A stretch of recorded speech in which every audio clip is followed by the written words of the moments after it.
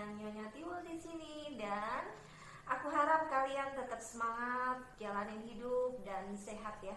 Dan aku harapkan juga kalian juga harus bisa terus survive dalam menghadapi hidup. Oke, dalam edisi kali ini aku ingin sharing experiences, sharing pengalaman dengan kalian, dan semoga ini bisa bermanfaat buat kalian ya. Oke, kira-kira apa ya sharing pengalaman yang ingin aku bagikan ke kalian? Tentu di kotamu dan di kotaku sama aja ya. Sekarang kafe mulai banyak alias menjamur di mana-mana. Bahkan garasi rumah, gang-gang sempit, semuanya juga sudah dibuat kafe dadakan.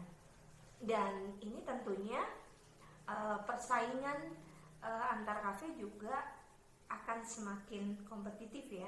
Sehingga apa sih trik dan tips yang akan aku bagikan ke kalian biar kafenya kamu itu menjadi kafe yang dikangenin, kemudian banyak customernya gitu. Kira-kira apa ya? Oke, jadi gini, aku itu dulu pernah bisnis kafe dan sekitar berjalan sekitar 3 tahun, dan alhamdulillah selama 3 tahun itu kafe aku itu cukup ramai lah gitu loh. Padahal nggak pakai dukun ya. Kadang-kadang kan ada ya orang yang bilang bahwa bisa rame pakai dukun ini itu gitu. Itu di-ignore aja, diabaikan aja. Karena kalau kamu ingin kafe kamu itu ramai, kemudian dikangenin oleh pengunjung, kira-kira apa ya trik yang bisa kamu lakukan?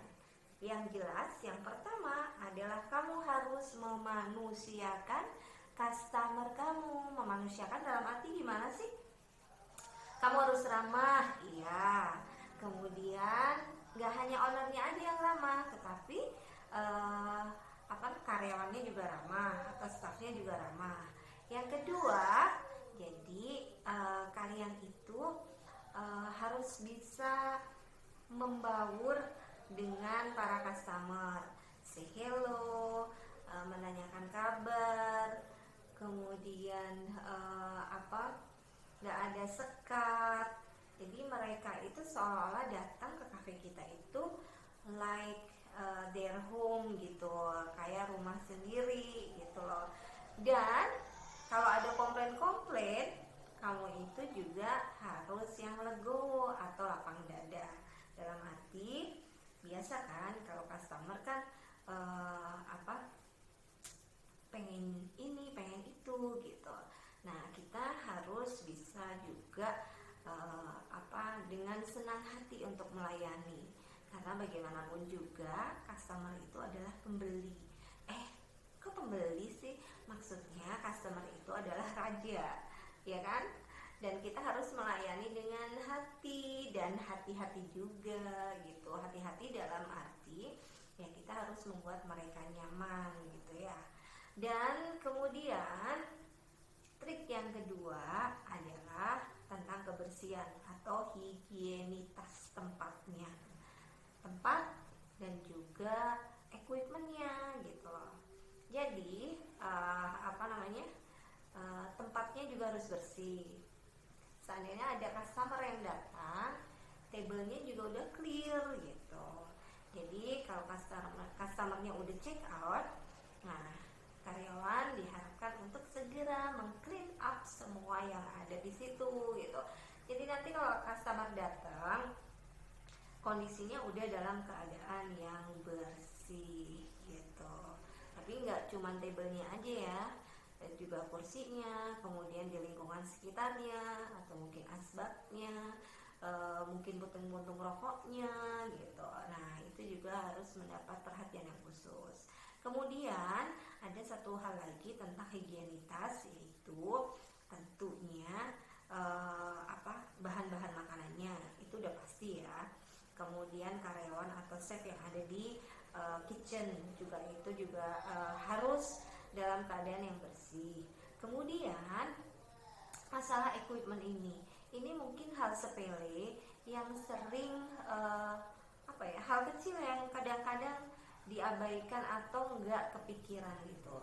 Masalah kora-kora. What? Kora-kora.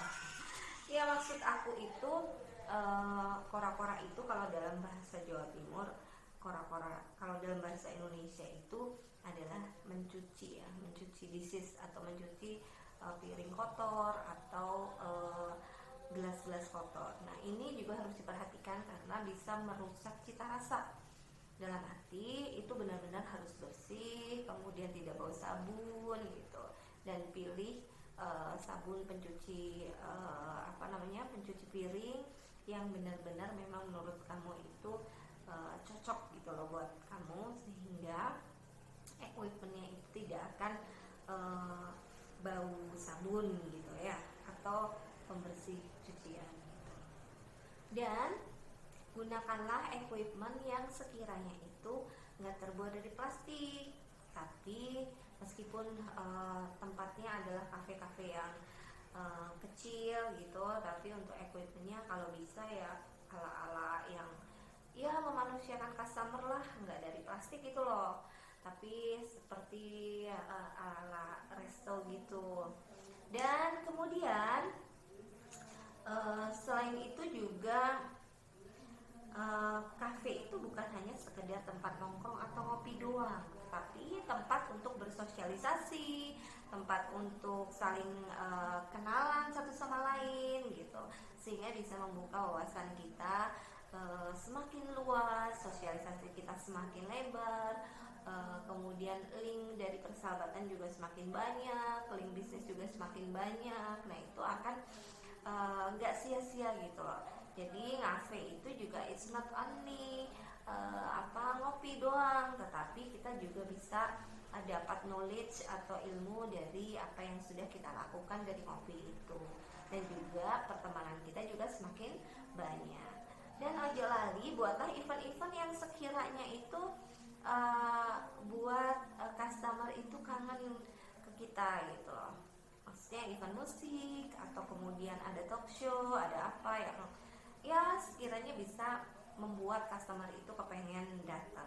Tapi yang jelas sebagai owner dan juga sebagai karyawan kafe itu memang dituntut untuk selalu ramah, sumeh gitu loh, sehingga dan ciptakan juga make a conversation, just short conversation gitu, untuk ya hanya sekedar say hello atau kemudian membangkitkan mereka untuk kangen dengan sapaan-sapaan kita.